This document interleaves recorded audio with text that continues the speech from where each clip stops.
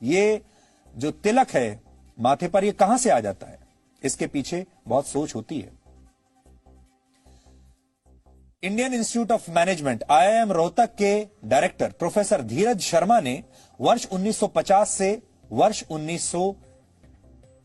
2010 के बीच, यानी 60 सालों के बीच रिलीज हुई कई हिंदी फिल्मों का अध्ययन किया और इस अध्ययन के नतीजे आज आपको चौंका देंगे।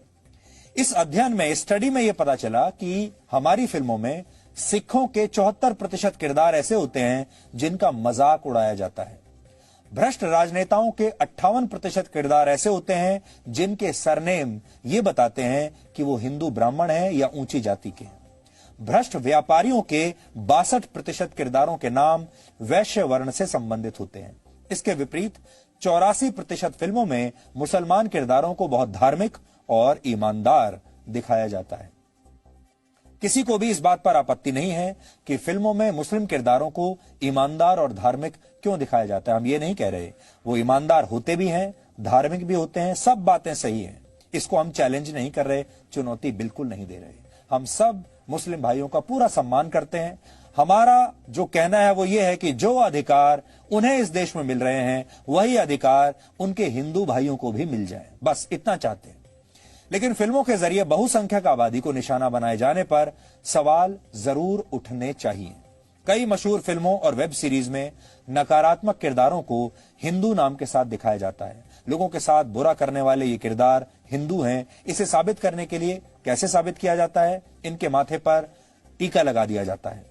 ऐसी ही कुछ किरदारों की तस्वीरें इस समय आपकी टीवी स्क्रीन पर हैं। आपने इन फिल्मों को देखा होगा, आनंद लिया होगा, लेकिन इस नजरिए से कभी आपने सोचा नहीं होगा।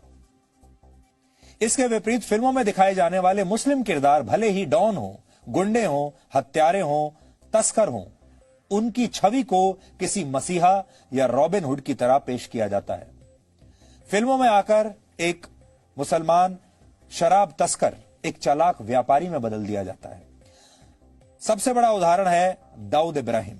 दाऊद इब्राहिम जैसे अंडरवर्ल्ड डॉन की बहन रॉबिन हुड यानी गरीबों की मसीहा बन जाती है। दाऊद इब्राहिम को भी एक डॉन की तरह दिखाया जाता है, पूरे ग्लैमर के साथ दिखाया जाता है।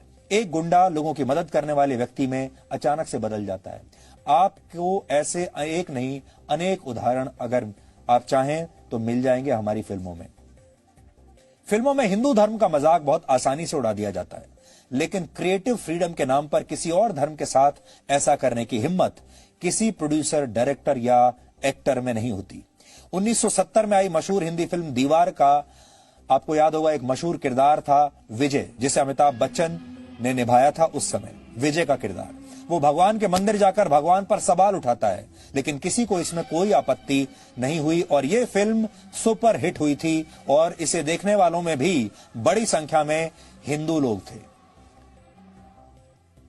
फिल्मों में फूहड़ किस्म के किरदारों के नाम अक्सर राम रख दिए जाते हैं, आपत्तिजनक डायलॉग लिखे जाते हैं, लेकिन इस पर कोई कुछ नहीं बोलता। वर्ष 2013 में एक मशहूर फिल्म आई थी जिसका नाम था गोलियों की रासलीला रामलीला।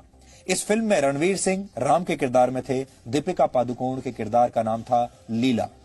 इस फिल्म में एक डायलॉग आता है जो इस प्रकार है, राम रंग रलियां मना रहा होगा हनुमान गली में।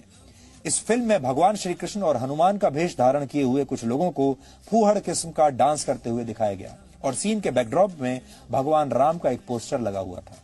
पीके जैसी फिल्म में भी बड़ी आसानी से हिंदू रीति रिवाजों और प्रथाओं पर सवाल उठाए गए, लेकिन जैसे ही किसी फिल्म पर इस्लाम या ईसाई धर्म को मानने वाले लोग आपत्ति करते हैं, वैसे ही उस फिल्म के प्रदर्शन को रोक दिया जाता है या उसके इस तरह के सीन्स को सेंसर कर दिया जाता है। भारत में बनने वाली हिंदी फिल्मों में पाकिस्तान तक के लोगों की भावनाओं का ध्यान रखा जाता है, लेकिन बहुसंख्यकों की भावना का ख्याल किसी को नहीं आता। IIM रोहतक के डायरेक्टर प्रोफेसर धीरज शर्मा ने इस विषय पर रिसर्च की थी, जिसके बारे में हमने आपको बताया। उन्होंने 20 ऐसी फिल्मों का अध्ययन किया जिनके केंद्र में पाकिस्तान था। इस रिसर्च में पता चला कि 18 फिल्मों में पाकिस्तान के लोगों को दिल का बहुत अच्छा और भारतीयों का स्वागत करने वाला दिखाया गया था, जबकि भारत के लोगों को धार्मिक रूप से कट्टर दिखाया गया था। उदाहरण के लिए मशहूर हिंदी फिल्म बजरंगी भाईजान में हिंदू किरदारों को कट्टरपंथी और संकीर्ण मानसिकता वाला दिखाया गया, जबकि ज्यादातर पाकिस्तानी किरदारों को दिल का साफ सुथरा, अच्छा और खुली सोच वाला दिखाया गया था। पाकिस्तान में हिंदी फिल्में देखने वालों की संख्या 18 करोड़ है, जबकि भारत में जिन बहुसंख्यक हिंदुओं के दम पर फिल्मों को हिट कराया जाता है उनकी संख्या करीब 100 करोड़ है। फिर भी भारत की फिल्मों में पाकिस्तानियों को तो सम्मान मिल जाता है, लेकिन बहुसंख्यक हमारे ही देश के अपना मजाक अपने ही देश की फिल्मों में उड़वाते रहते हैं। लेकिन अगर आप दक्षिण भारतीय फिल्मों को ध्यान से देखेंगे तो वहां की ज्यादातर फिल्मों में ऐसा नहीं होता।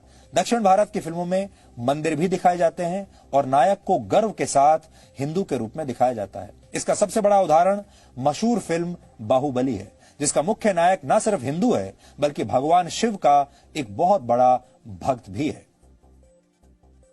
यह अजीब विरोधाभास है कि फिल्मों में बहुसंख्यकों का अपमान होता है, अल्पसंख्यकों को सम्मान मिलता है। लेकिन एक जमाना था जब मुस्लिम अभिनेता जब हिंदी फिल्मों में आते थे तो वो अपना नाम बदल लेते थे, या ये सोच लीजिए कि उन्हें अपना नाम बदलना पड़ता था। हालांकि हम इस प्रथा का भी उतना ही विरोध करते हैं।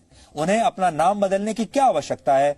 उन्हें अपना नाम बिल्कुल नहीं बदलना चाहिए था। लेकिन जब मैं आपको उदाहरण दूंगा तो आप चौंक जाएंगे। उदाहरण के लिए मोहम्मद यूसुफ खान दिलीप कुमार बन गए। मशहूर एक्टर दिलीप कुमार। मुमताज जहान दहलवी मधुबाला बन गई। मशहूर अदाकारा मधुबाला। मेजबीन बानो मीना कुमारी बन गई और हामिद अली खान अजीत बन गए। आज हमारा सवाल है, क्यों? अपने असली नाम से इन लोगों ने अपने किरदार क्यों नहीं निभाए? असली नाम से फिल्मों में काम क्यों नहीं किया?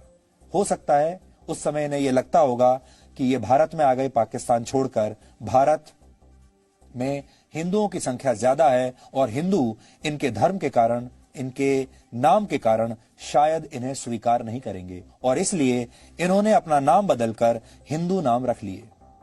लेकिन इनसे आप ये समझ गए होंगे कि फिल्मों और विज्ञापनों के लिए हिंदू सिर्फ एक उपभोक्ता है, कस्टमर है।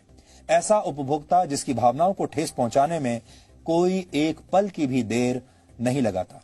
अगर आप जमानों में फर्क करें तो आप सोचिए, जब दिलीप कुमार साहब भारत में अपना एक्टिंग का करियर शुरू कर रहे थे तो उन्हें अपना नाम बदलना पड़ा, यूसुफ खान से दिलीप कुमार बनना पड़ा। लेकिन आज के दौर में शाहरुख खान को ऐसा नहीं करना पड़ा, आमिर खान को ऐसा कुछ नहीं करना